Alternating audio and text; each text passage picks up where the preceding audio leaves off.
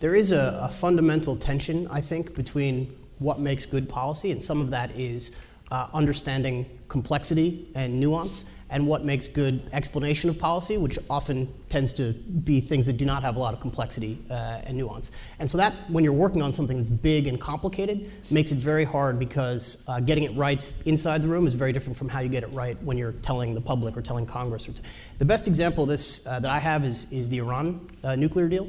So that is a massively complicated, 100+ page document that had thousands of other pages of research and background documents and appendices and everything else behind it. It involved technical experts on legal issues, on sanctions, on nuclear science, involving our national laboratories all over the country, and things that. So there was really no one person who could understand the entirety of this deal.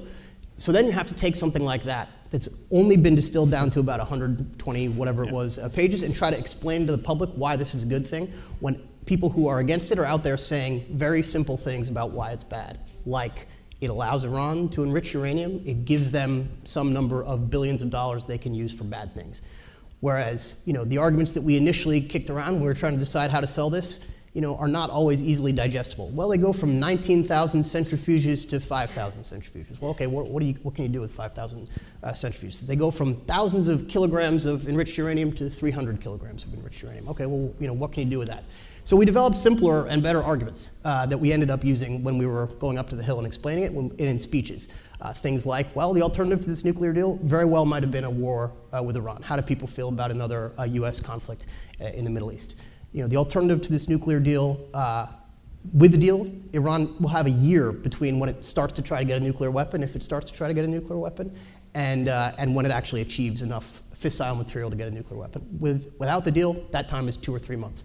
So distilling very complicated arguments down to simpler arguments that people can understand ends up making it much easier to sell.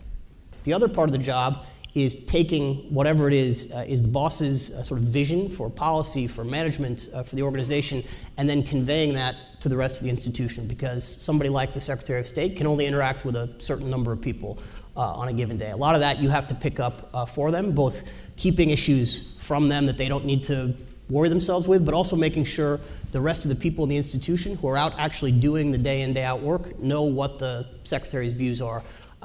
So you're sort of focused up, you're focused laterally, you're focused down all at one time.